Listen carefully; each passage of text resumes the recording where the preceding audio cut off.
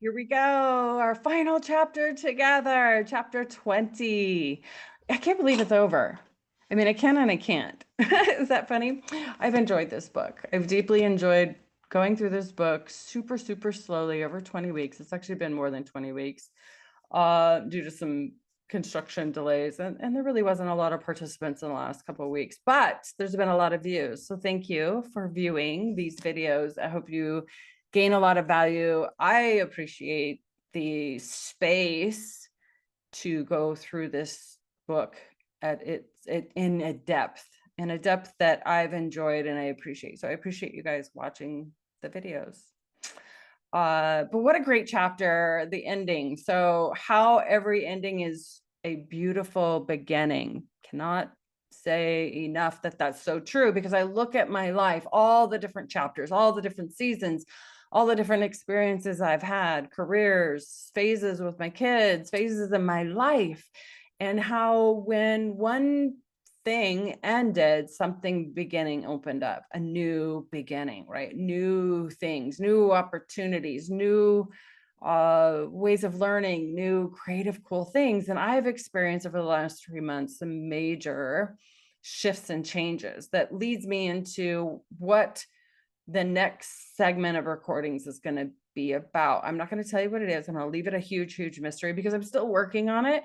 But I really got my calling or an insight or some sort of wisdom surfaced in me over the last week. And I'm really working avidly hard to create this thing that's really deep diving into one thing. I've really rid my life of a lot of distractions or busyness over the last year.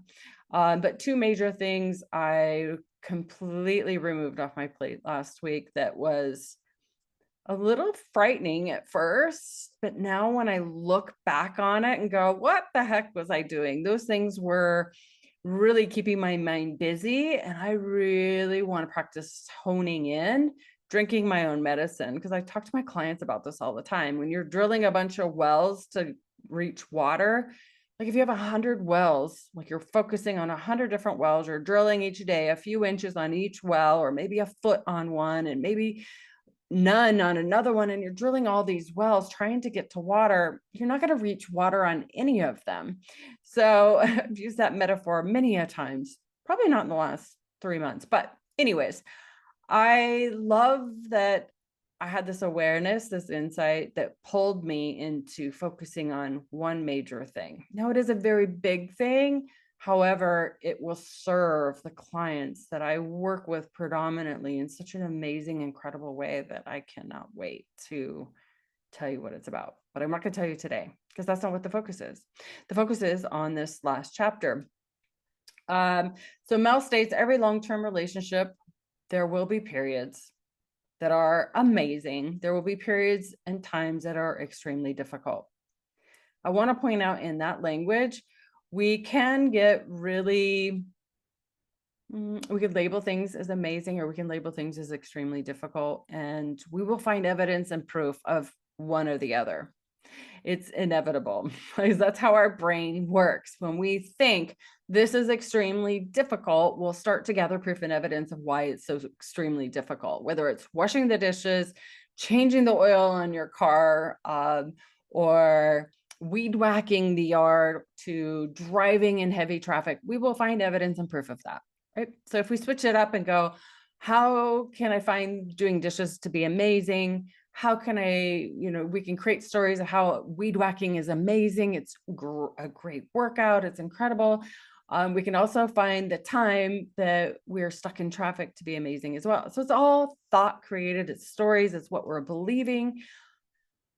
And I do know that relationships can be complex depending on the type of relationship. It could be all types of relationships, honestly. So it is worth remembering that every relationship does come with some sort of pain, some sort of heartache, some sort of disappointment, some sort of expectations that don't get met. Relationships can be met with grief at times. So relationships it's almost like a roller coaster ride, right? Some roller coaster rides are frightening. Some roller coaster rides are, what is that at Disneyland? The world goes, oh shoot, I'm gonna mess it up. So I'm not gonna even try. I'm thinking of that really old ride where the song is incredibly annoying. Anyways, let's stick to the point.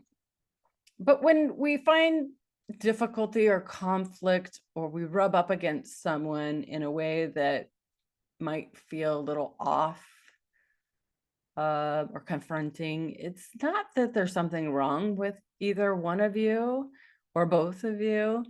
No one is broken. No one is failing. It's a sign that you guys are human. That's it. Sharing time and space with another human. And we are going to get things convoluted. We are going to get confused. We are going to muddy the waters. We are going to get things wrong. For instance, I had just moments ago, someone I met last week that wanted to chat with me. They texted me at 12. It's like, hey, let's talk. Do you have a moment? I have some questions for you. And it's like, sure. I texted right back within minutes, I think 60 seconds or less. Sure, let's do it. I can do this at 1. I've got space. I've got time. It'll be great. I set my alarm to be prepared for the call because they told me what they wanted to talk about. And I got ghosted. I'm like, all right, so no big deal. I pivot. And to be honest with you, I'm here recording this with you. So, hey, it works. But what's interesting is communication, who knows what happened to that individual right after they texted that. They might have got swept into a meeting. They might be driving. They might be eating. Their phone battery might have died. A million trillion different things. So I'm not making meaning out of that, but certainly our brain can. That's just how human beings are. But pain can show up in relationships. Doesn't matter what kind of relationship, but all relationships, pain will show up. And pain might be a strong word. Again, disappointments, frustrations, it could be anything. Pain can be, let's just stick with that. More and more, I'm having a lot of clients come into my practice that are wanting relationship help and support. My marketing is aimed towards relationships lately because that's where I want to deep dive into. Throughout my coaching journey as a coach, I've deep dove into many different aspects and styles and interests. Like for the first year was deep into health coaching or weight loss, to be very specific. And I shifted and pivoted. Not that I can't do that. And I do enjoy helping people navigate weight loss, the mental piece of it. I love that. But it's really the mental piece on everything, honestly. But what I will say is lately, because my marketing is aimed towards relationships, I love that I'm able to kind of speak from that, if you will, on these recordings. But I am noticing more and more separation, more and more division, more and more who's right, who's wrong. And then people getting ghosted or people getting shut out, or people that are, adult children that are telling their parent, I need a break. I need some time. I need some space. They're not giving specific amount of time, and that's okay, right? That's fine. But parents are spiraling, very upset about the fact that their child is going no contact. And sometimes it's temporary and sometimes it's permanent.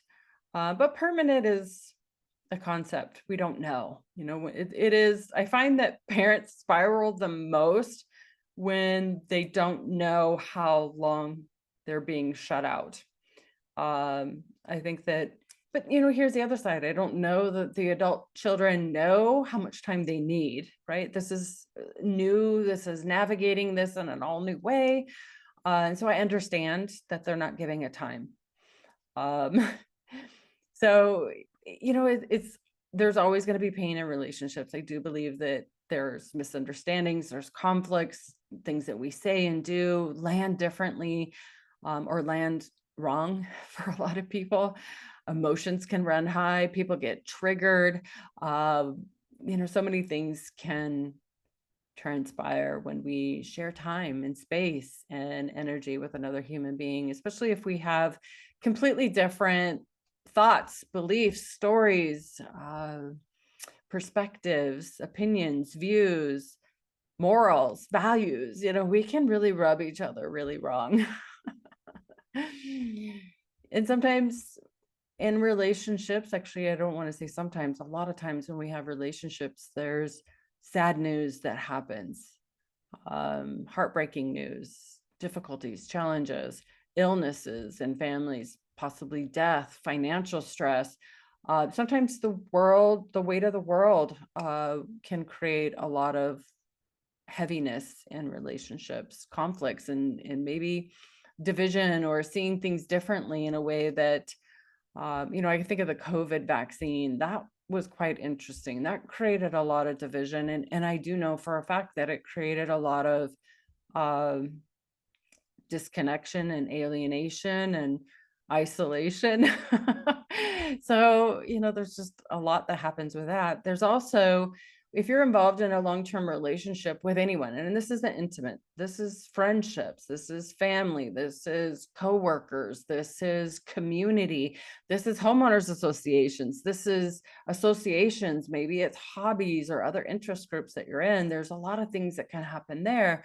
There could be financial stability issues, like a homeowners association or other associations. Maybe it's some sort of community involvement. Maybe you're doing something as a volunteerism and there's a lack of finances coming in. There might be a strain that can really rub people differently. Some people get affected by this, some people don't. Again, back to the challenges that the world has on us. Maybe maybe new rules or demands or laws can come into place that could really change things. There could be loss of income, loss of job, loss of stability, health issues that can arise. People move too.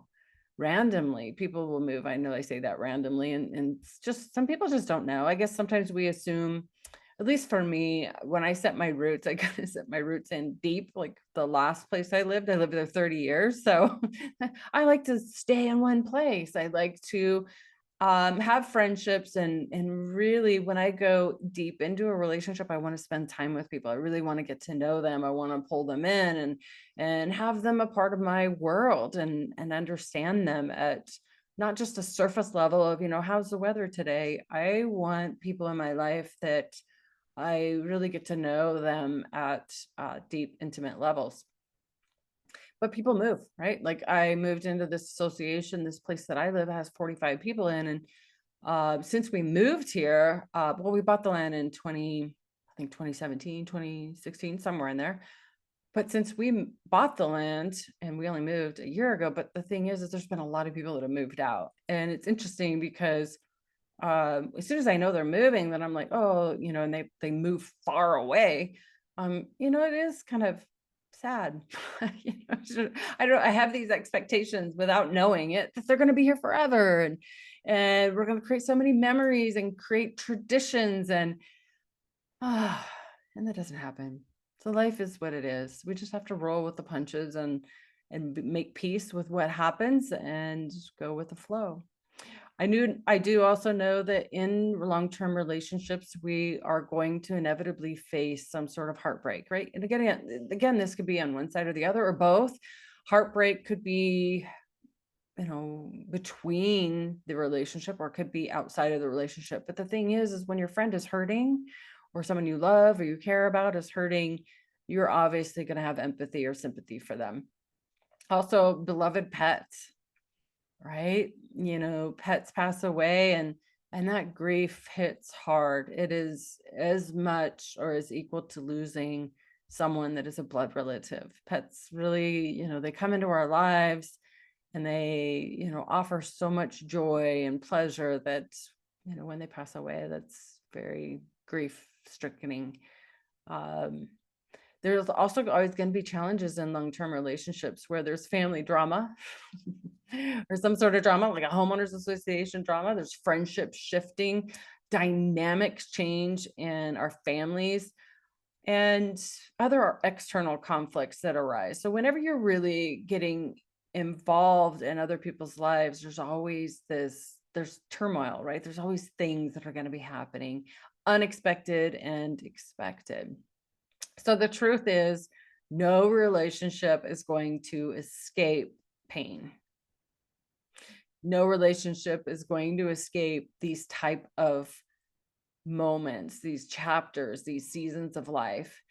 What makes the difference is how we handle the pain and how we process the pain, how willing we are to let people in and be a part of the healing process. Does these type of challenges bond you, or do they forge a wedge between you and the other person, right? Does it pull you apart or does it pull you in? Okay. So it's really understanding what that means and how to foster a relationship to where each of these challenges bring you closer. Okay. And I do believe that there's situations and circumstances that people, whether they say it or not, want some space and some time to heal, to process, to grieve, to navigate things that might be very private and very difficult and very challenging. And I feel like that can be said in those words, or it can be perceived. And sometimes the perceived might be incorrect. That is the unfortunate thing. So Mel wrote in this chapter, can you love this person? And I know love is kind of a strong word, but love can be those people that you deeply care about. But can you love this person and not the version you hope that they'll become someday? Okay, but the version standing right in front of you. So I think if I was to change the wording around, and I actually had this conversation with my husband the other day as well, is when you can love, appreciate, adore, whatever word you want to use, someone unconditionally, I see that as loving them, their flaws, their uniqueness, their quirkiness, their lack of communication, or their over communication, just loving them for who they are and how they navigate the world, just loving them unconditionally, just loving them for who they are, having an open heart and an open door, an open mind to them constantly, right? No matter of all the messiness, no matter what happens in the dynamic or in the time that you are connected, right? Loving everything, the perfect and the imperfect, versus loving how they make you feel. Okay, huge difference. And I wish that would have been explained to me when I was 16 years old, 15 years old, say 15, before I got into boys. Boys were like, I was boy crazy at 16, probably 15, but let's just stick with 16. I wish I would have known the difference, because I truthfully, honestly, was in love with how people made me feel, if I look back on it. And if they stop making me feel happy, loved, important, valued, I discarded them. Like truly, like most of my life. Like I used to believe that how people made me feel was what I loved about people. And that's not true. That's not real. That's imaginary. And that's not sustainable. And that person doesn't even know that logically or viscerally. Okay. So, like, for instance, I will use my husband and I love him unconditionally. The messiness, the silliness, the uniqueness. He and I have very different views and opinions on all of the major hot topics on the news. Well, we have very, very different views and opinions. And that's wonderful. I love it. There's no agenda for either one of us to sway one another to believe or think differently. We view things very differently, and that's okay. We live in harmony. We love and appreciate and adore each other's intelligence, what we bring to the table, the different strengths, the different dynamics, we love each other's what we bring as a partnership into this kind of like a yin and a yang. Where I would say 20 plus years ago, in relationships that I would be in, I was in love with how they made me feel. Like that was what my barometer was. That's how I measured relationships, is by how they made me feel. That's all in my head, thought created, and not sustainable by them, because I don't even know what the challenge is. So loving someone unconditionally is accepting them the way they are. Right there, the way they are, with no expectations, loving their flaws, their imperfections, their scars, their wounds, their fears, their quirkiness, their silliness, their errors, their mistakes, their failures, and being able to love them as a human being. So this is, I think for me, I mean, I don't know, maybe I'm the only one on the planet that sees things like that. But I truly, honestly believe that I wish that was taught. I wish that was understood. I wish that we knew what that was, especially navigating through the teenage years, because again, a lot of the things that I experienced in my young years of life, the teens, the 20s, like I would have done things so differently. But I'm glad, right? I'm glad I did what I did. I'm glad that life happened the way it did. I wouldn't change it for the world. So in relationships, I think something that's really coming up pretty big in a lot of the relationship coaching that I have is a misunderstanding. A lot of, when it boils down to what clients come to me wanting to resolve in a time set aside to get coaching, is they're wanting the other person to change. Now, they don't come to me saying that, like, make this person change that's causing me all this heartache and heartburn, right? Because again, another person can't make me feel like they can't, another person, I can't be in love with how someone makes me feel, right? Again, that was my illusion. That was my story. That was my old paradigm. I've moved away from that many, many years ago, but I see that in other people. I see that people in relationships, all different types of relationships, want the other person to change, and then they'll be happy. Right. So they're wanting, as a parent, they're wanting their child to do things differently, do what they would do. If I was them, I believe they should do this. They should do what I did. They should do this. When they do this, it will make me happy. When they change, I will be happy. They're not using those words, but that is really the context. They're wanting the other person to change to be happy. But everybody's on their own journey. Everyone is a whole human being at the end of the day. The messy bits and pieces in the middle too.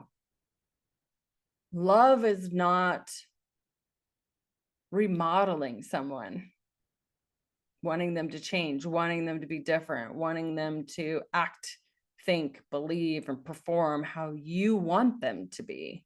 People that you're in relationship with are not an art project. They're not under construction for you to dictate how they think, act, and behave. So being in love with someone and wanting them to do what you think they should do is basically saying that they're your science project. And you stop looking at them as a whole human being. You start looking at them of how they could be better, how they need to be fixed, how they need to change. You actually stop seeing the full version of them, and they actually stop letting you in. When someone feels like they're being judged or criticized, they're going to start holding back. They're going to start withholding who they really are. They're going to start hiding. They're going to give you the highlight reel on their life, like on Instagram. When they feel judged and criticized, when they feel as though you're judging them, you're critiquing them, you're analyzing them, you're saying in your mind that they should do things differently, they should get this type of job, or they should go to this school, or they should do this, they should buy a house, or they should rent, or they should live here. When you're in your mind, maybe not even in your words, dictating and wishing that they would do things like you would do, they are going to lose trust in you. They're going to share less with you. They're going to feel less than. They're going to feel as though you're high and mighty and righteous. There's pain, right? There's a sense of pain right there in a relationship. So change, if it happens, if someone that you are in a dynamic with, if you are in a relationship with someone and you're thinking that they need to change, they need to stop smoking, they need to lose weight, they need to go to school, they need to learn more, they need to evolve more, they need to do better in their life, whatever that is, they feel it, they sense it, they know it. People only change when they want to change. People are only going to change when the pain of not changing is so severe that the pain of change feels a lot lighter. Now, you can inspire people to change. You can lead by example. You can model change to someone you care about. You can even invite them along on your own growth journey without pressure. Again, invite them. Hey, come along with me. Check this out. I'm going to this workshop, this networking group. I'm going to this event. I'm going to the gym. I'm going to this new gym that's opening up, whatever. But it has to be on their timeline. They have to be invited. It has to be in their choice. They have to feel like they have agency, they have choice, and you are not in control of their decisions. So ask yourself, in any relationship that you're struggling with right now, if any of this is insightful. Are you in a strained relationship right now where there's division, there's separation, or maybe they're saying, hey, I need some time? Are you loving them unconditionally? Or are you trying to fix them, edit them, change them, tell them what to do? Are you believing that things have shifted because you miss how they made you feel? Are you in love with how they used to make you feel? Or do you love them unconditionally? Are you in love with the messy, imperfect human being that they are? Because we all are, even you. Are you in love with that messy, imperfect human being, the version that they are, or are you in love with what you want them to become? Are you staying connected? Are you creating space and time and energy to be with them because you think you can change them, fix them, edit them, mold them? And as a result, you will be happy then. Can you be in a relationship with this person and be at peace if they never change? And I have that question usually when I get a new client that's in a marriage, and I've been getting a lot of these lately where they're in a very long marriage. They've been married 15, 20 plus years. And they're like, I'm done. I'm done. I got one foot out the door, but I still wonder if I should stay. And to me, one of the questions I ask is, can you make peace with the fact that they're never going to change? And this could be addiction. This could be whatever the other spouse or partner, whatever you want to call it, they're blaming them for the way the marriage is or the relationship is.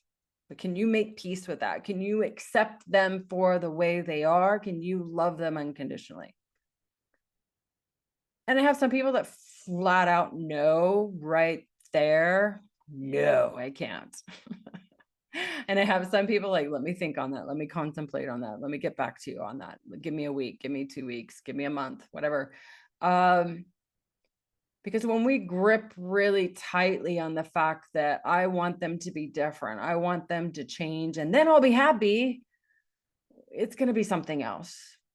If they even did change, and most people aren't going to change because you want them to change. People want agency, people want choice in their decision and in their choices. And when you're loving someone conditionally, that I will love you if you change, that's not sustainable. There's so much resentment building and boiling underneath that relationship. So it's, and a lot of people, again, don't know they're doing these things. A lot of people don't know that they're being a dictator, saying you must change or else I'm out of here. But when I'm in as a coach, I will point it out. That's my job. That's my job, to let you know what it is you're doing. And sometimes I will warn you, like, what I'm about to tell you is going to be hard to hear. Are you ready? I'm going to say this from love. This might be painful to hear. Now, I want to add a bit of a disclaimer. This does not in any way make harmful behavior okay, right? So I'm not talking about someone poking you with a stick or anything that's harmful or abusive. That's not what I'm talking about. I'm talking about normal, everyday, general relationship issues. What I want to focus in, what I point my clients to, is focusing on their own growth. Focusing on your own growth, not someone else's, ever. I don't care what kind of relationship it is. You always want to double down and focus in your energy, your thoughts, your stories, your beliefs. Stay in your own lane and work on yourself. We all have areas to improve in. There's no finish line. I went to a training last year with, it was only a group of like 4 of us. So it was like 3 other students and me. And one of the students, they'll text me.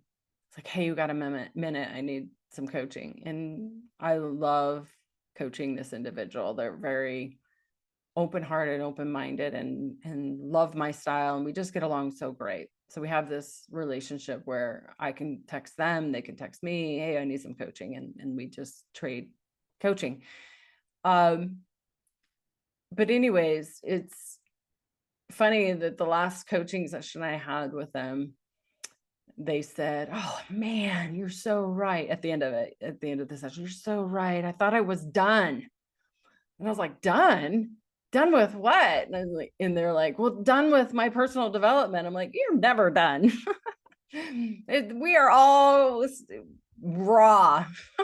Like, I think of like brownies. We are all raw. We all have areas to improve and learn and discover. We're not done. No one's done. Unless you're a monk, no one is done. I don't even know if a monk would be done. I think that they still have their areas that they would want to improve into, but always focus in on your growth, your own.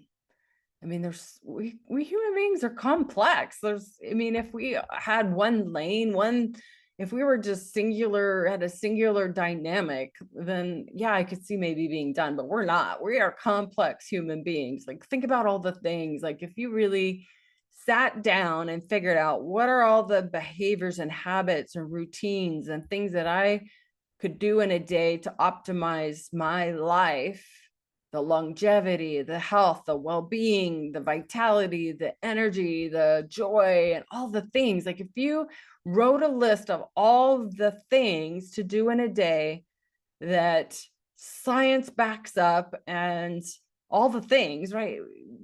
There would be no time for anything. Like it would take, it's a full-time, it's 12 full-time jobs. So there's always things that get pushed off the to-do list as a result of whatever we value or whatever's important that day, right? So there's always things that we want to take off and add. And it's funny when I get new clients sometimes that want help with habit creation, they come to me and like, I want to do all 25 of these things in a day. And they got their list of 25. And I'm like, what happens when you're sick? What happens when you break a leg? Not to say somebody would do that, but we have to have wiggle room here. Like this is so much to do in a day of 25 things every single day that tell you that this will make you happy and this will create a life that's of freedom and well-being and purpose and meaning and all the things. Like, whew, that's a lot. No wonder why you need me to help you. But there's always room for improvement is the point of my rant. No one is done, including myself. I do believe, and I say this quite frequently, I don't know if I've said this in this series, but I learn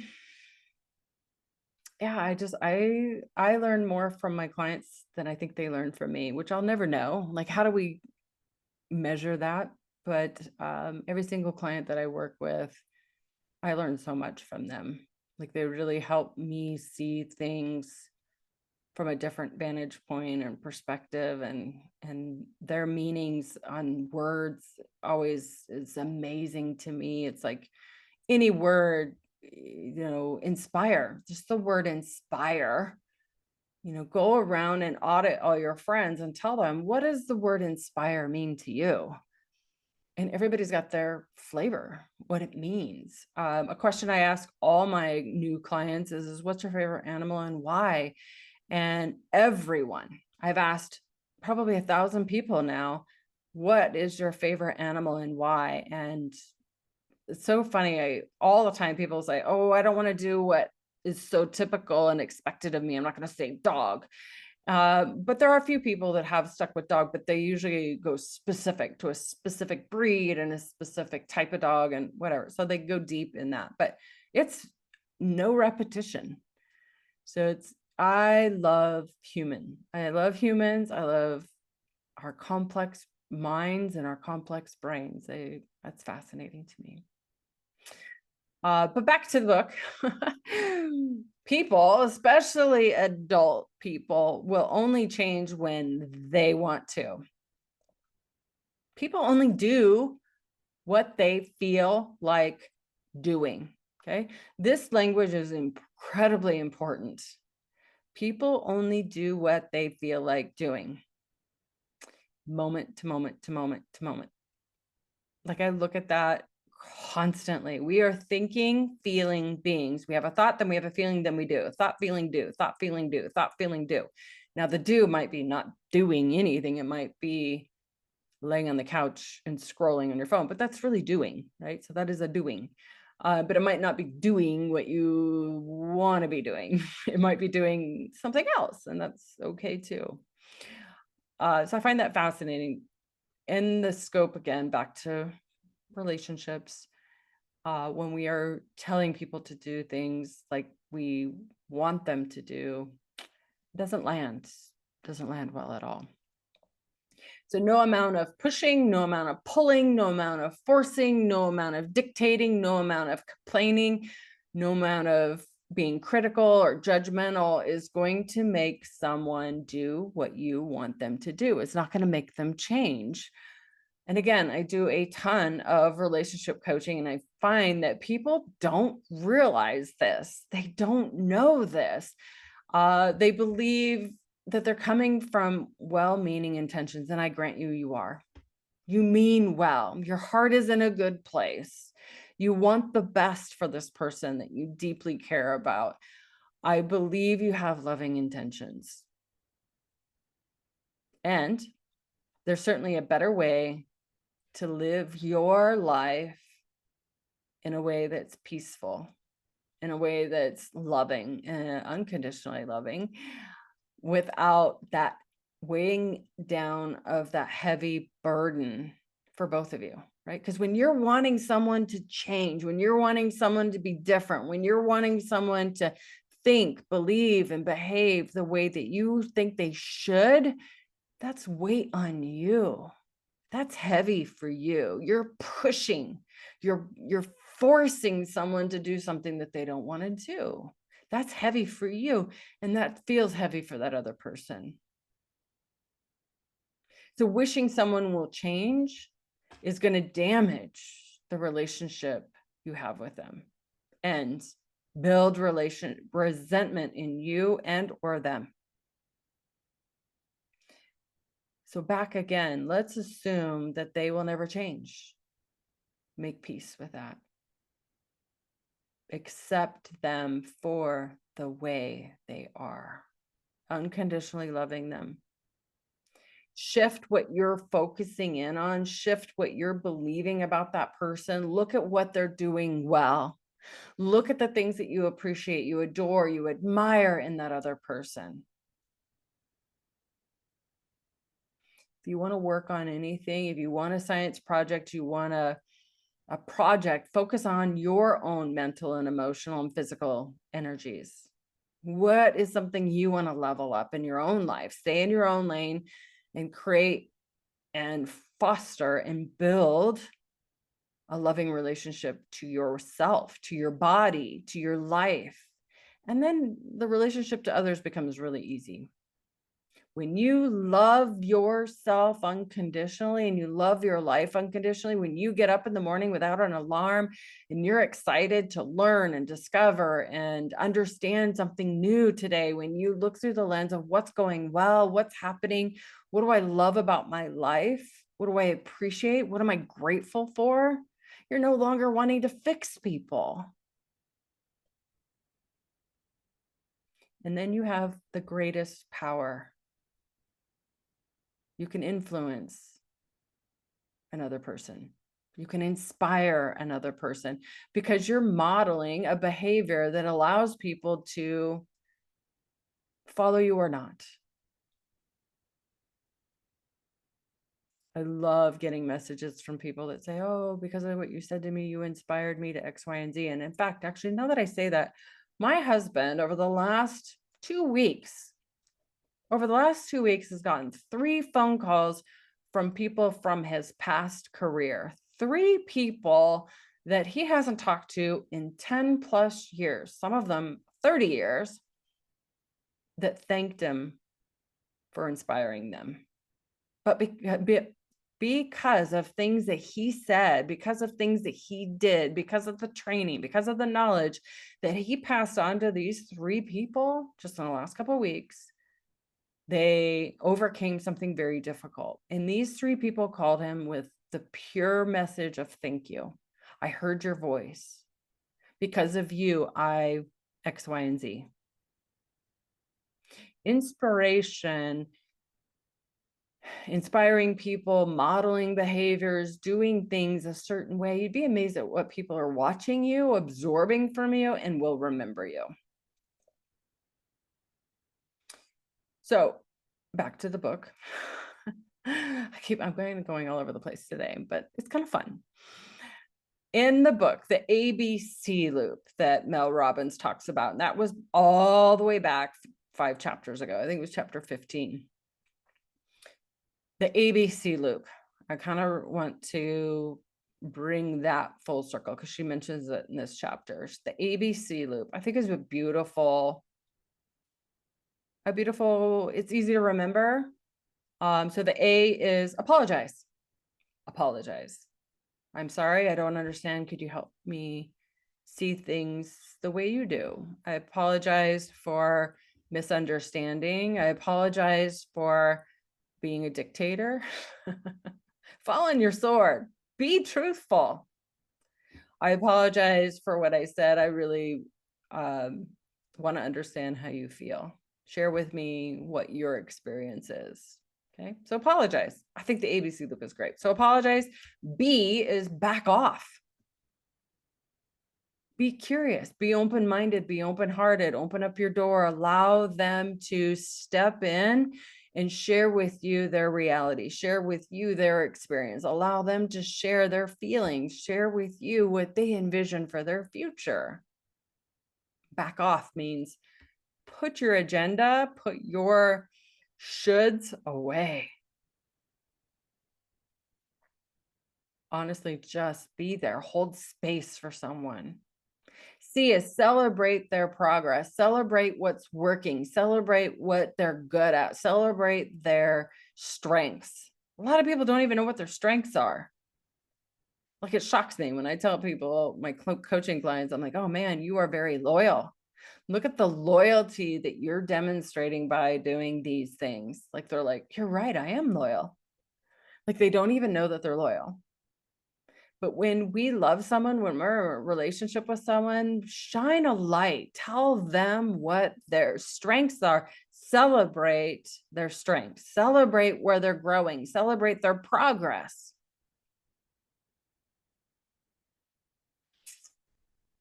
So when someone starts to vent, complain, blame about the things that are going on in their life, the things that they wish were different, the things that they want to change. And here's some examples. I think this was in her chapter. I actually wrote these notes a couple weeks ago. So these notes are a little old, but maybe they're venting and complaining about how much they spend on vaping, or maybe they're venting or complaining about maybe the impact it might have on their body. Maybe they're venting and complaining about how uncomfortable they are because of their body weight or how weak they feel. Maybe they're venting and complaining about how miserable their boss makes them feel. Yet they're not looking for solutions for any of these.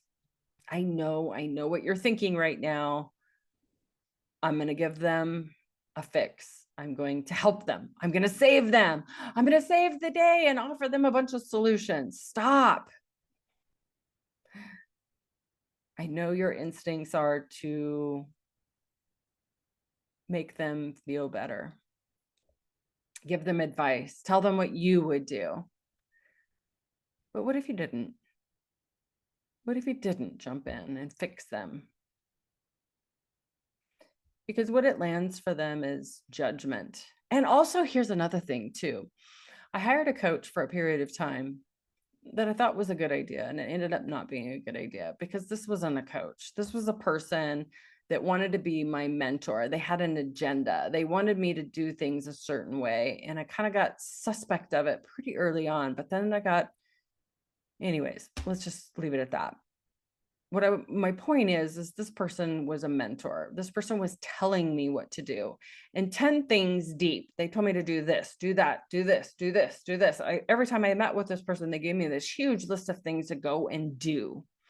They were fixers. They were advising, they were telling me what to do. And I think they had good intentions with a motive, an agenda that benefited them. There were always strings attached, and I could feel it. I could sense it. They were making money off of all of these 10 things and so much more. So they were not a coach. So please don't get that wrong. A coach does not tell you what to do. Anyways, my mistake. Time has passed. I have reflected on this, and it was a huge learning. I learned so much. But the thing is when someone tells you what to do, someone in a relationship, I don't care what kind of relationship it is, but they tell you what to do and you do it, you follow through with it, which again, doesn't often happen. But me, I'm an action taker. I'm like, okay, I'll do all 10 of these things. Guess what? All 10 of those things cost a lot of money, and all 10 of those things did not get me what I was looking for. All 10 of those things failed. I don't blame those 10 things. I blame that mentor, because they were not listening to me. They had an agenda. It met their agenda. It met their needs, but didn't meet my needs. You see how resentment can build? resentment can build so easily in that. And in that doesn't have to be in a mentoring relationship. That could be in a friendship. That could be in a partnership. That could be in all kinds of things. So and what if all 10 things of those would have panned out really well? Well, the 11th thing might have failed big time, right? So again, when we stick our neck out and tell people to do things, that's because that's what we're going to do, because our neck is going to get cut off when something doesn't work out well. But it also comes from judgy energy. When someone is telling me, oh, don't do it that way, you've got to do it this way, I feel dismissed. I feel as though I don't feel heard. It comes from judgy energy. I know we're taught to do this. I know I'm a Gen X, kind of giving you some of my age, a little bit of a range there. But I think that in my era growing up, that's the come from. That's what we were taught, to jump in and fix things, to solve things, to give solutions. But it wings a person. It prevents a person from coming up for their own solutions. And things are so different. Things are different from person to person to person. What will work for me may not work for you. I love to share stories. I think that there's no harm in sharing a story. There was this one time and this is what I did and this is what happened. I feel like that's fair, right? You can take from that story a moral. You can take an insight, a gold nugget, and like, oh, Catherine went through something similar and this is what worked for her and this is what didn't. You can take whatever you want from it. I'm not telling you what to do. I will help you figure out a solution. I will help you navigate whatever the barrier or the challenges are that you're having in a way that you feel empowered. You know how to come up with solutions. That's what coaching is. Because I want to teach you the valuable tools and skills of being able to come up with solutions on your own. So you don't need me. You're not dependent on me. You're not calling me at 2 a.m. saying, I'm in a jam again. What would you do? No, no, no, no, no. 2 o'clock in the morning, I am sleeping like a baby. So when we come from judgmental energy, it's when we are telling people how to solve their problems. So be careful about that. So back to the chapter again. So when people come to you with a problem, the vaping is just a wild example that just came up off the top of my head, unless it was in the chapter. I don't think it was. It might have been. Again, I wrote these notes weeks ago. When someone comes to you, they're complaining, blaming about their boss, or the vaping is 2 examples that I put forward. I often always provide empathy. First and foremost. Gosh, that feels really heavy. It makes sense that you would feel that way. That's really difficult. I'm sorry you're going through that. That feels like a burden. What are you going to do about it? Right? What is next? How can I support you in navigating this? And let them really feel, in a way, their pain. Oftentimes, I think there's more value in just purely listening and not speaking. I mean, obviously, you want to give empathy first, foremost. That's heavy. That's a burden. That sounds really hard. I can see how you're suffering. That makes sense why you feel the way you feel. Empathy is first and foremost. Absolutely. And then silence. So that they have the space to process. I feel like more and more, the faster our realities are, the faster the world is spinning, the more information that's at our fingertips, the more information that we have, we are not slowing down enough to process. We're not slowing down enough to allow our brain to do the heavy lifting, to come up with solutions. Because we're just going. Our calendar is getting more and more and more packed. We're just hopping from one thing to the next thing to the next thing. Our attention span is getting shorter and shorter and shorter. Where if you hold space in the silence, and so empathy first, maybe a little bit of echoing back what you hear, right? Sounds like your boss. That sounds really, let's talk about the boss one. That sounds really difficult. I could see how you're feeling the way you feel. It sounds like your boss is very demanding. Your boss sounds like they're very stressed out. Your boss, whatever, you fill in the blank. But echo back what they say in a way, but using your own words, what you're hearing in a summary, in a short summary, and let the silence fill the room, the space. So in the silence, in the quiet, oftentimes whoever you're talking to will give you more details, a deeper level, a better understanding. They'll reframe things. They'll give you more evidence and proof. Stay with them. Listen. Stay engaged without fixing them, without giving them solutions, without rescuing, without seeing them as broken or seeing them as the victim or the problem. Stay engaged with them. Eye contact, body language. Notice if you feel any tension in your body and let that soften. Like gently nudge it.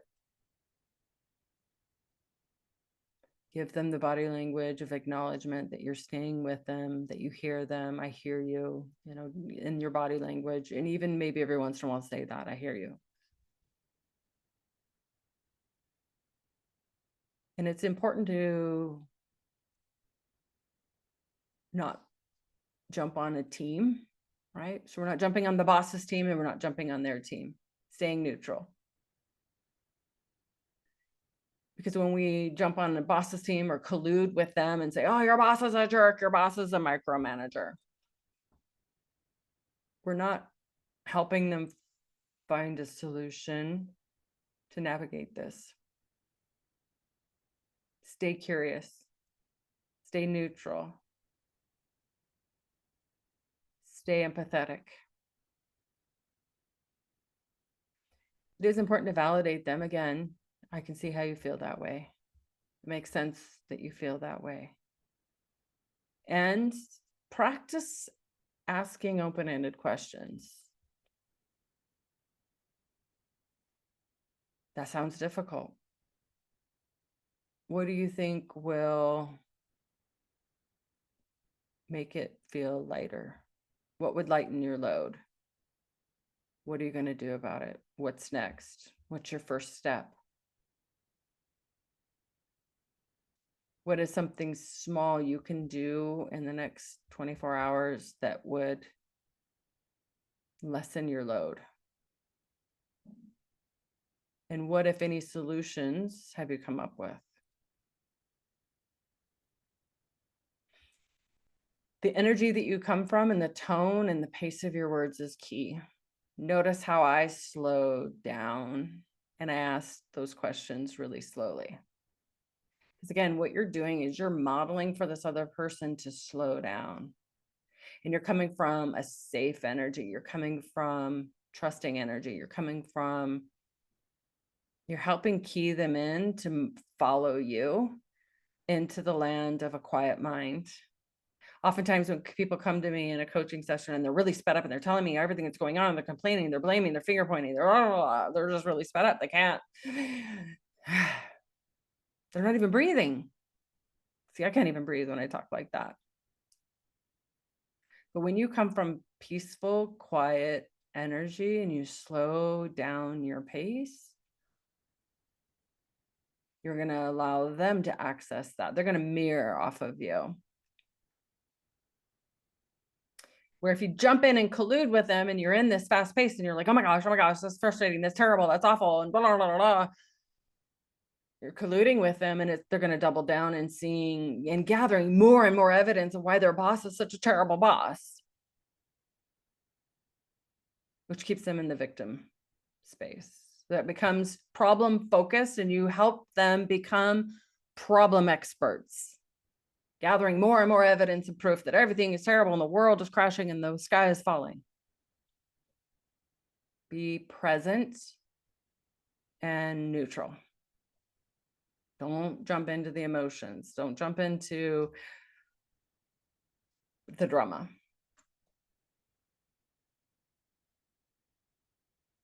So hold space.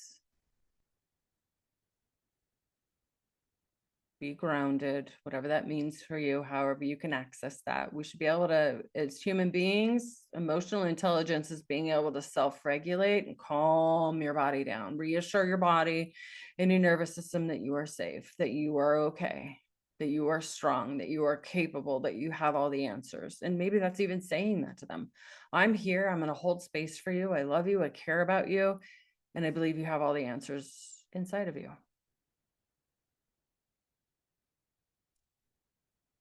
Because you're not the fixer. You're not the solver. You're not the one holding all the answers. You're not here. Your relationship is not to save people.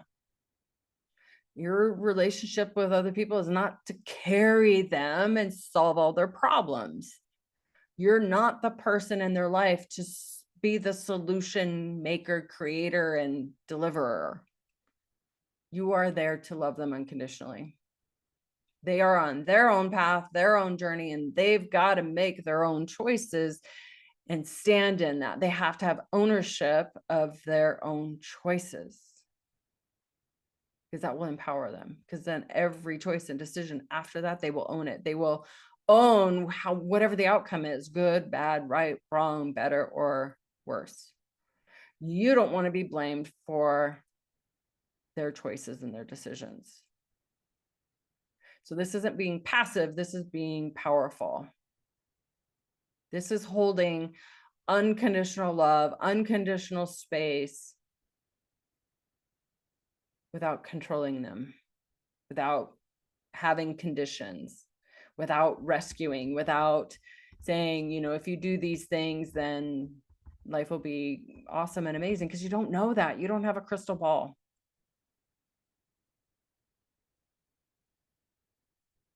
You have choice in who you love and care about. You have choice in how you love and care for another human being. You have choice in how you love yourself, how you love your life, and how you love others. So at the end of the day, this is your life, your journey, your relationship to yourself, your life, and others. It's your choice, no one else's. Like, I don't make choices for my clients. I don't tell them what to do. I'm not their mother. I'm not their maid. I don't clean up their messes. They make choices and decisions from a quiet mind, from an open heart, from clarity, from their inner wisdom, from their knowing of what's right for them. So can you be in a relationship with someone for the rest of their life without them ever changing?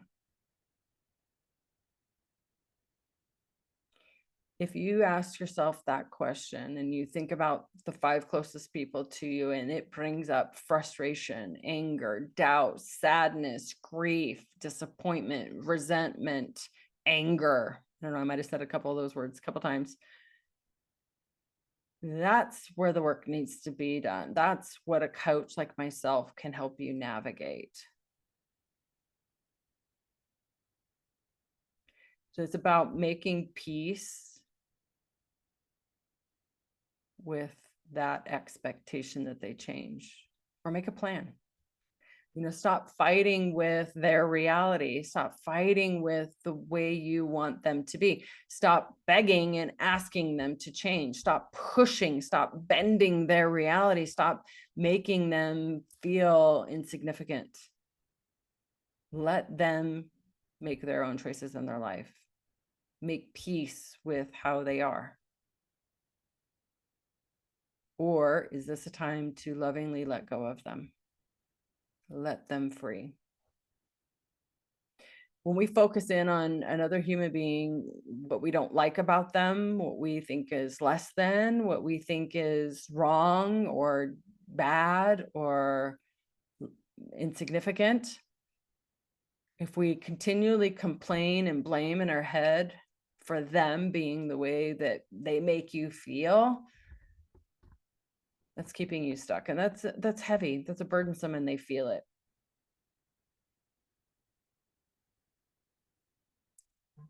The key is to double down in what you love about them, what you appreciate, what you adore, what you respect in them. That means their quirks, their bad habits, things they say, things they do, right? View them as cute and endearing. Can you see the silver lining in the relationship? Can you see how what they do is funny and cute and unusual and different? Look for what strengths they have, their talents, their skills. What do they bring into the relationship that you adore? Like my husband and I, we're a lot of yin and yang. There's a lot of differences and a lot of similarities as well. And I'm not talking about deal breaker stuff here. I'm not talking about abuse, so don't come at me with that. I'm talking about their flaws, silly little things that they say or do that are annoying little things. So it's learning to decide to have them live or be a part of your life or leave. Put some distance between you and them. I don't know. So do you stay or do you accept them fully without trying to change them, mold them, shape them, remodel them, transform them, or start creating an exit strategy that honors both of you, that leads you both to a healthier future, and maybe leaving the dynamic with a healthy, peaceful state of mind. So when I work with people individually, and then I've got to summarize this and get going because I have a client. That's what that notification was. But as a coach, and I work with people as in navigating relationships or anything in their lives, really what it amounts to is I help people create a life that they don't need a vacation from. I help people create a life that they no longer need an alarm for. I help people create a life that they love.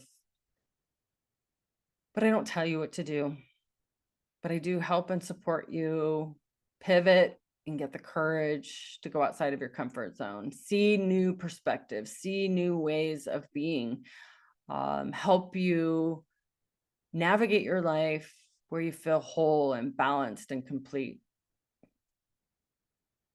I help you explore many options that might be on the table. Because there's always more options than you think. You might think that I only have option A and option B, but there's an infinite number of options in between, and that's where we get creative. I help you navigate challenges and barriers with tools and concepts and ways of being and an understanding of how your mind, thought, and consciousness play a role in these major life decisions. I help you develop self-leadership. So you're able to navigate this challenge and this barrier, and then the next one and the next one and the next one without having to have a session with me, right? So it oftentimes is very clunky in the very beginning. It's difficult and it's weird and it feels awkward, but once you do it a few times, then you take off. You're able to make clearer, more insightful, value-based decisions one after another. So you're no longer waiting on me or someone else to help you make decisions.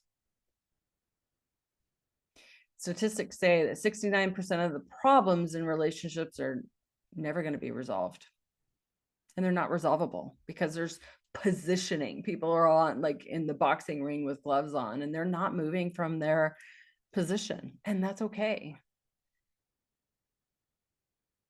I guess what's not okay is not willing to budge, not being open-minded. But again, that's perspective. It's an opinion. That statistic is from Dr. John and Julie Gottman. That's all, I mean, if you look on their website and all their stuff, they've done research over, I think, 30 plus years on relationships. So what does that mean? Couples or people in relationship fight mostly about the things that they're not willing to change or budge, right? So if you're on the boxing ring, both parties are not willing to budge or change or see things differently. But like my husband and I, we operate very well on many different areas that we see things completely differently. And that's okay. That's cool. I'm fascinated that you see things that way. Tell me more. How did you come up with that? What in your life had you form that opinion? So fighting over things that you can't change, that are unchangeable, is driving a wedge in your relationships. When we're defending a position, when we're defending a way of thinking, our beliefs, our rules, our morals, our principles, or whatever, it really separates you from people. When you're really buckled into a view, an opinion, and shutting down on even being open-minded and hearing other people's views and perspectives, it's hard to have relationships with you.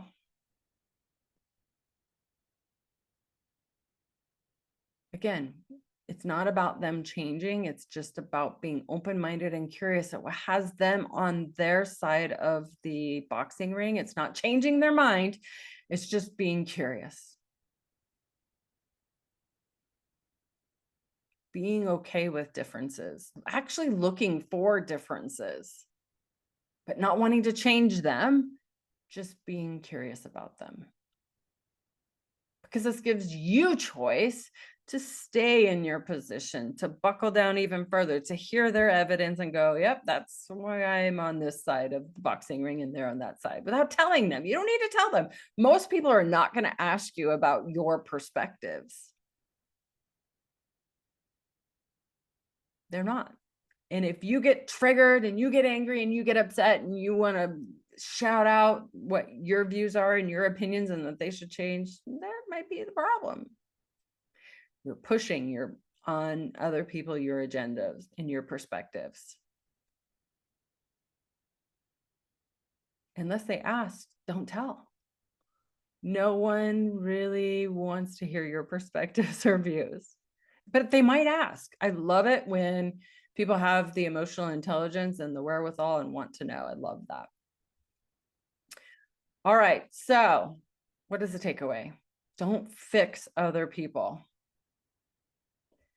The goal is to seek to understand and be silent. Focus on building a connection and the messiness, being vulnerable and sharing the messiness, sharing things that you're struggling with.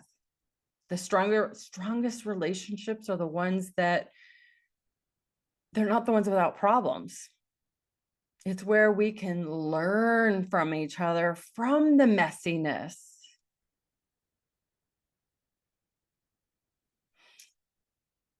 All right, so I have more notes, but I don't have time to go over these notes, guys. I'm sorry.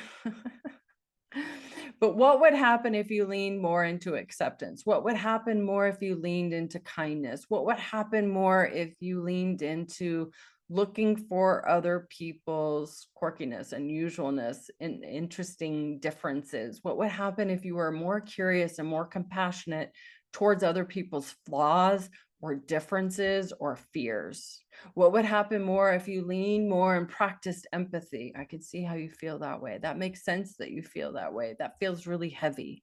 Just learning a couple of sentences that you could toss out there when you hear people struggle versus wanting to fix them, wanting to offer them solutions.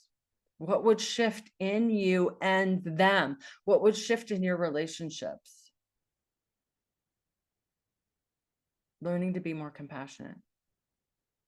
And it's learning how to live your life from the inside out, really loving yourself as a human being, as a person, your body, your heart, your soul, your whatever. This opportunity to live your life and love your life will open up healthier relationships to others.